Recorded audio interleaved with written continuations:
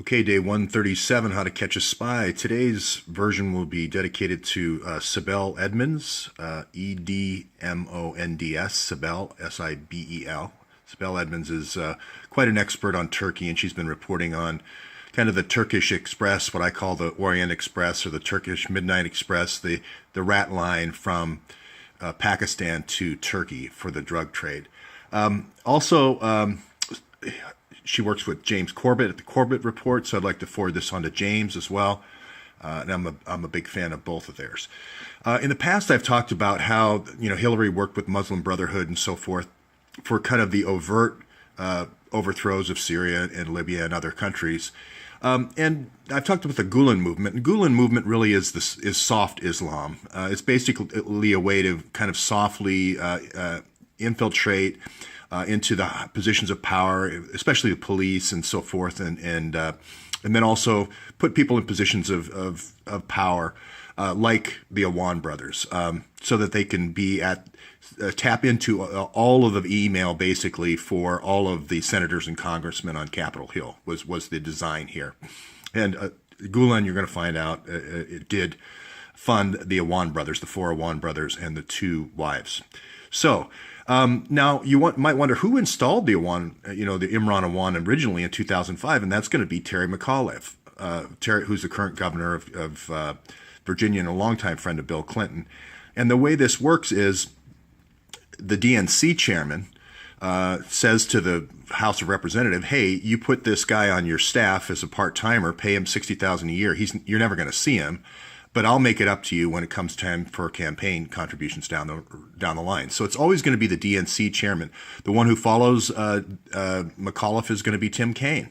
And then the natural progression is to come up through the governor of Virginia and then vice president, like Tim Kaine is now, and then eventually, presidency or secretary of state. So how do we know Tim McAuliffe? Well, he's the guy who gave Andrew McCabe's wife $675,000, and Andrew McCabe still hasn't recused himself from the Hillary or Huma case. So here's what we did is just kind of Diane Barton did a lot of this research. Looked for these Awans that lived at this location here on 9667 Hawkshead Drive. This is where Imran Awan lived, as well as his wife, Hina Alvi. And so this is Muhammad Hunzla Awan. You're going to find several Muhammad Awans that keep coming through here. And I just noticed that there was Best Sedan service right here. And I'm just wondering if Awan was a driver to go get these guys as they came in from Pakistan and to work for defense contractors. Because, if you look at Hunzla's curriculum vitae, he's still in Pakistan, okay? But he is working for this Lightbridge Communications. What Lightbridge does is it comes in, it sets up cell networks, and I will bet anything that they set up a cell network for Congress, both for the House and for the Senate, or Capitol Police, or all over the country. I'll bet they do work like that all over the country. I'm not saying they're working on the national 9/11 system that just went down, but my working theory is that the Awans is kind of like a Braverman. It's just kind of a cover name. That you bring everybody in with the last name Awan. That way you don't have to keep asking for different identities and so forth. And you can put all the billing under Awan and so forth. So that's my theory here.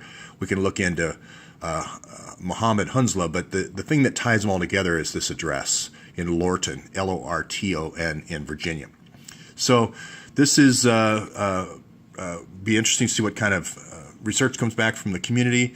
Again, no response yet from Franklin Foer. It's almost like he's gone silent. He has to answer for where he got this data now from this Trump hack, this Trump communication with these Russian banks. So we're drilling in on that, and I am speculating, but with some basis of good reason, that this Spectrum Health was the bridge machine that was used to conduct this hacking, this iterative process of hacking, finding servers, finding applications, finding users. If you have hacking in with the Awan type brothers and the experts that they can bring in from Pakistan, ISI probably, you don't really need FOIAs. Why would you want to do a FOIA? unless you wanted to say Trump was under investigation, which is exactly what they did. That's what the New York Times did and other publications.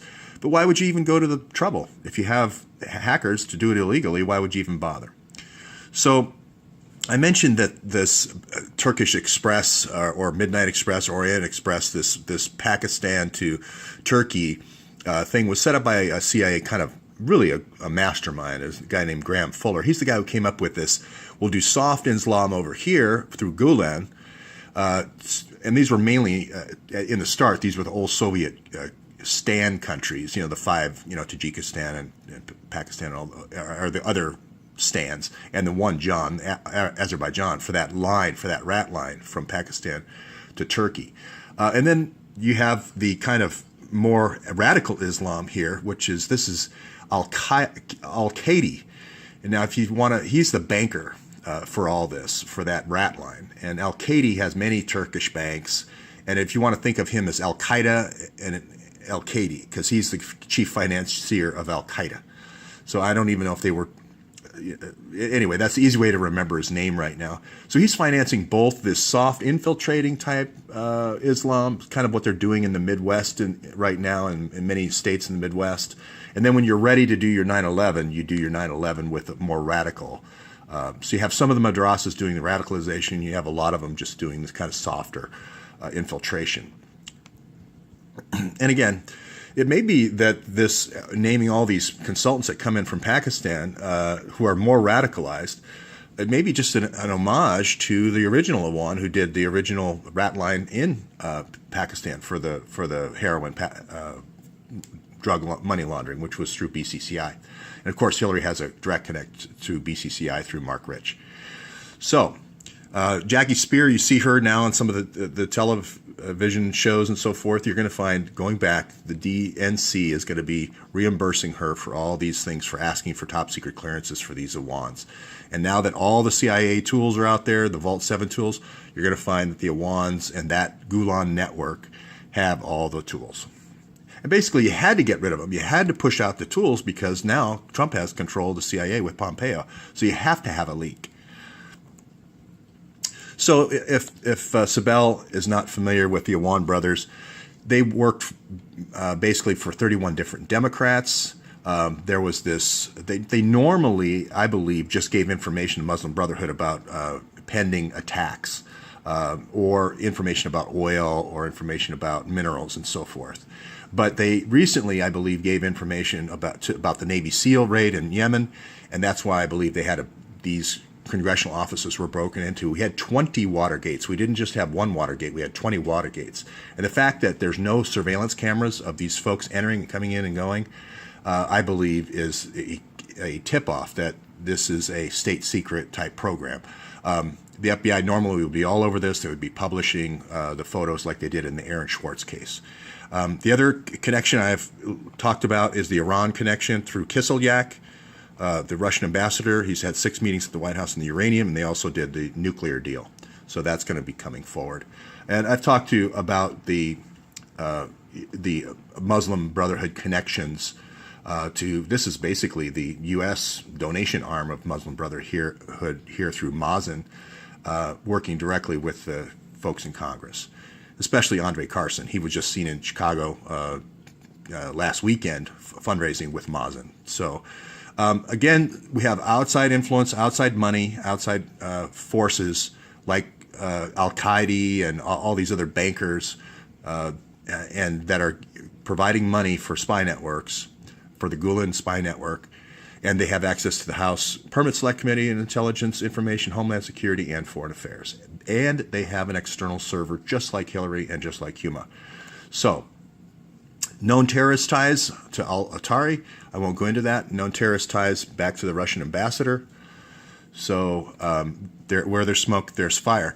Now, I talked about the different Awans, Abed, Amran, and Jamal. That might just be the brothers, and then as different people come in and they need to do different things, as ISI kind of trained agents come in, they can just assume these identities. You just let them use a driver's license and get them a car, get them a place to live, etc. So that's just one working theory.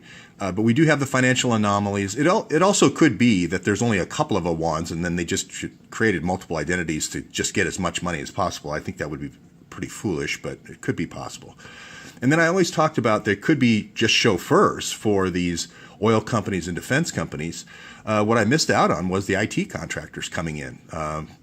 The other Awan, the Muhammad Awan, is for a light bridge, which does these cell networks. So it could very well be that they're cell hacking using the dirt box type cell hacking technology and installing that around different law enforcement that you want to watch. So we talk about the Humus 650,000 emails and how if you're stealing this information from those three House subcommittees, where are you going to put it? Well, you would put it on someone who has a link to the Muslim Brotherhood, their server. Why would you? You have to store it somewhere. We already know it's there. We already have a smoking gun that we know it's on Humus server, and we know it was on Hillary's server, and we know there's classified information going back and forth between the two. So we need to look at the server logs and the connections between Hillary's server, the Awan server, and Humus server. That's it for this morning. Forward to Sibel Edmonds and James Corbett.